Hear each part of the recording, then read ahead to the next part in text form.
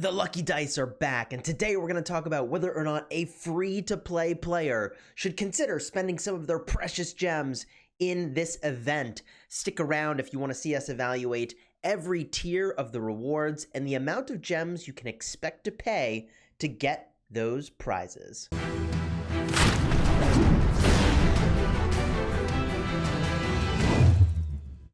Hello, my friends, and welcome back. I'm Chisgule Gaming, and I love when there are new events in Rise of Kingdoms.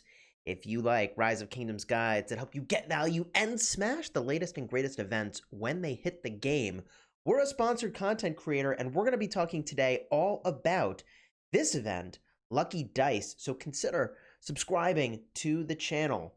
Now, this event is an interesting one. It is one in which you are rolling dice to try to get a score that lands in a certain range. And if you do land in that range, you can either claim the prize or you can choose to advance to the next prize tier. You're given a new range and you get to roll the dice all over again. Now, as you advance further and further into the prize tiers, the range gets worse and worse. At the top end, you get a range of 2 numbers, which is really bad, especially if those numbers are low or high. Now, we, in a separate video, went through and evaluated the exact chances of getting each of the dice rolls and the probabilities. I'll put a card up in the top. This was one of my, I think, better videos evaluating your chances of winning something, but you can go check that out if you'd like. The long story short, if you're free to play and you're doing this event, my recommendation to you would be to take your free spins and probably stop there. In general, you've got better things to spend your gems on, and it will be really easy to get sucked into this event, spending lots of gems, because here's what happens if you miss the range. If I were to roll these dice right now and land outside of that 2 to 6 range, I have to spend 650 gems. That's right, 650 gems to get another attempt. Now, the good news is that it will expand the range, not always in the most optimal way possible, but it will expand the range, which gives you a slightly increased chance of actually getting the result that you want. With that said, on our live stream yesterday, we were pushing for the very highest tier of rewards, and on some occasions it took upwards of 9 different rerolls, 10 plus different rerolls. I mean, it was a lot of gems to get to where you're going. As a rule of thumb, I will argue that on average, and this is maybe not perfectly applicable, but on average, I would expect to spend about 50% of the amount of gems you normally would spend to get whatever item you see here. Now, sometimes you're going to spend more, sometimes you're going to spend less, but as a rule of thumb, I would argue 50% sounds about right based on my experience. Again, if I haven't already shared it, card up in the top for the live stream yesterday where we got surprised by this event landing. And we actually ran through this with the last Spartan and also Negan, cruising through these rewards and getting some of the good stuff. Now, looking in at those rewards, this event is kind of interesting because it re-releases to us old city decorations, city themes, heck, you know, avatar frames, all that stuff that, like, even emojis, even old emojis now become available. And, you know, look, most of us didn't really need these emojis anyways, but they're nice to collect. So if you are looking at these rewards, let me just weigh in on which of these I think are the very best. At the first tier, most players, if you haven't maxed out your academy, certainly getting Books of the Covenant is where you want to be. Books of the Covenant are used toward your castle. Your castle is a prerequisite and is the hardest thing to complete for working on your academy, and that's why that is probably the pickup here. And yeah, the cosmetics are nice, but, you know, whatever. On the next tier, I personally really value the equipment. I think that's the thing that you would want to strive for. At the next tier, I would similarly value the equipment. You can see a trend here for what I think big spenders should be spending their gems on. And at the next tier, I'm a huge fan of the action points if you're stopping at this tier. I would not recommend that you do that. At the 5th tier, I would recommend, again, the material choice chests. I suppose you could also go for stars or speed ups if you wanted to. I've heard people advocate for experience. If you do still need experience, there is a lot of experience that you're gaining by knocking this out over here. And so if you're in an earlier kingdom and still need to power up a lot of your commanders, then sure, go for that experience. There is really a lot of it there. At the level 6 rewards, I personally valued the legendary choice chests and also the legendary commander sculptures. But there is something here that's very interesting, which is that now we have the opportunity to get old city themes. So this is very interesting if you're new to Rise of Kingdoms or missed some of those older events and really wanted one of these themes. You will randomly get a city theme that you do not own that includes the Trick or Treat, Sour Song, Silent Night, Cupid Arrows, Spring Blossoms, No Place Like Home, Frozen City, and Magpie Bridge. Now, if we just get a look at these, I'm going to make the argument that none of these were really critical, but some of them were pretty good. The first skin, you're losing archer health in favor of infantry attack. I generally don't love that. I value health higher than other stats. I do like Sour Song as a skin if you're running around mostly with cavalry and losing archer health. It's actually not that big a deal for most people. The next skin is the Silent Night. I'm not excited by this one. You're gaining archer attack at the cost of infantry health, which is a trade-off I wouldn't make. Cupid's Arrow, I think, is decent if you are all in on infantry and not cavalry, but I think there really aren't a lot of players that do that. I like Spring Blossoms. However, it's at the cost of infantry health for a gain of cavalry health. I like the gain. I don't like the loss here. Looking in at No Place Like Home, I like archer health, but very few people, I think, need this.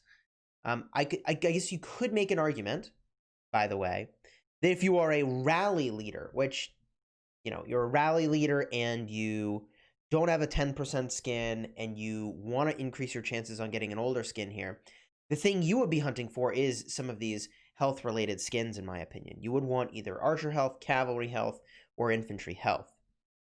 Continuing forward, the Frozen City, I'm really unexcited by. Archer defense is not all that important to me, especially at the cost of cavalry attack.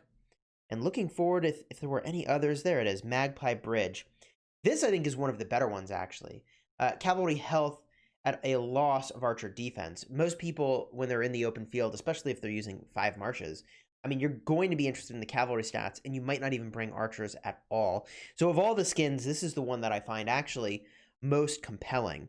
So if you were newer to the game, and you're a rally leader, and you're trying to get one of these skins, then and only then would I suggest in this Lucky Dice event that you try to push your way to getting one of these and using the refreshes that are available to get that reward tier. Because yes, there are refreshes over here. Now, if you want to see more information on city themes, I'll put a card up in the top for my detailed video, how to evaluate all of the different city themes in the game. So as a player that is low spend, and look, this is my farm. I'm on my farm right now, okay? I only spend to gem kingdom buffs here. The way that you play this event is very simple. You just go for the free rolls. You just go for the free rolls, you see what you get. In this case, I failed. Am I going to spend 650 gems to try to get this first item, which is cosmetic? Absolutely not. I give up, and you can see I've got 9 chances remaining. This is the way I would play this as a free-to-play, and there is also a free refresh of everything you see here on the board. So if you really wanted, you could go in and you could also smash that free refresh to get a new set of items to try to roll for. So again, the first thing you're rolling for is the first item on the left in the progression. If and only if you land in that range, which it looks like I'm going to fail, do you have the opportunity to claim the reward or move to the next tier. If you move to the next tier, you're starting all over again, and you can't go backwards. So I'm going to give this up because I'm not interested in spending gems on that. There is a emoji set over here. I've got to roll between an 8 and a 12. Will I do it? I did. So in this case, what am I going to do? Claim the rewards or continue? I'm just going to claim them. I'm not going to take the chance of losing all these rewards that I'm really not going to pay gems for anyways on this account. We claim it, and we'll open that in a bit. And here we see another one of those emoji chests. I'll roll for that. What the heck? Freaking nailed it. Emojis on emojis. We'll claim it and continue here. The next one, We've got this major name plaque re-release. I mean, theoretically, right? Like, I could pop a re-roll on one of these. I'm not going to yet. Boom.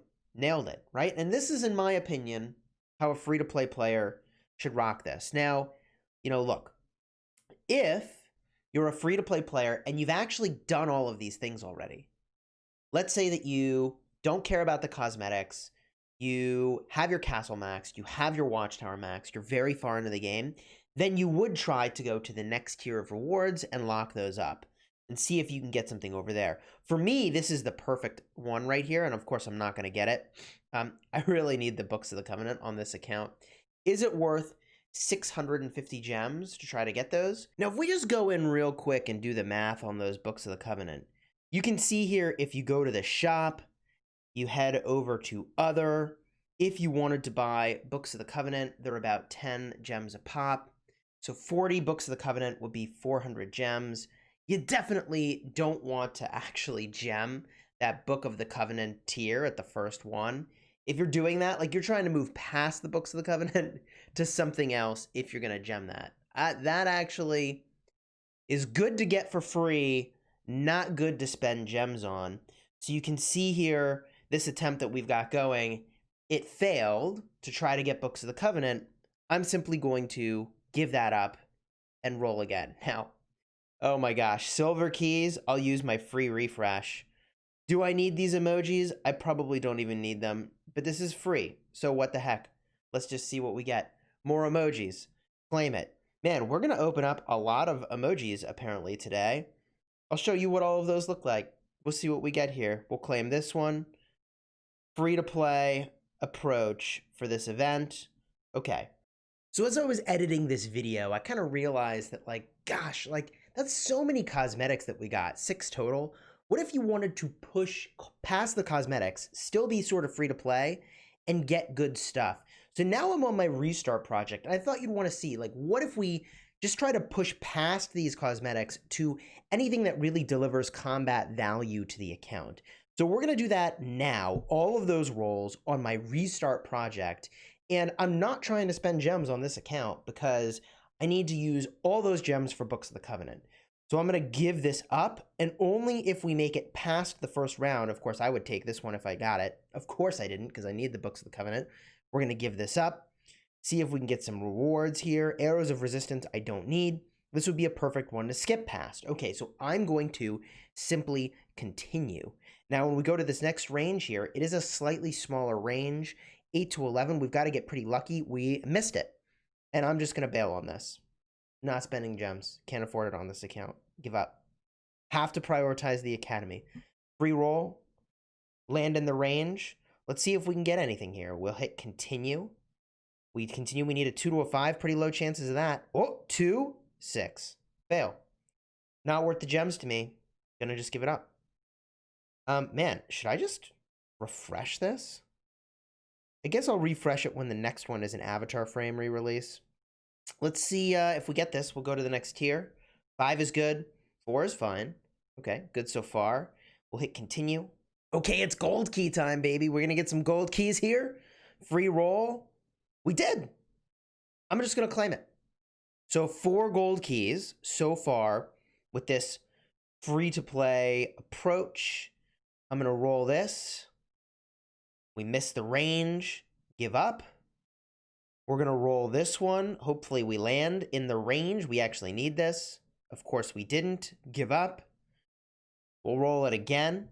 So far, only 4 gold keys obtained. We failed the range again. We're going to give it up. We're going to do the roll here. A 2 and a 6. We hit the range. We are going to advance to the next tier. We need a 6 to a 9, which is a great range, and we nailed it. So 4 gold keys and 40 hours of speed ups. Claim it. The silver key, gosh, I mean, this is fine. There's nothing better than speed ups that I wanted really in the next tier. I'm good with this.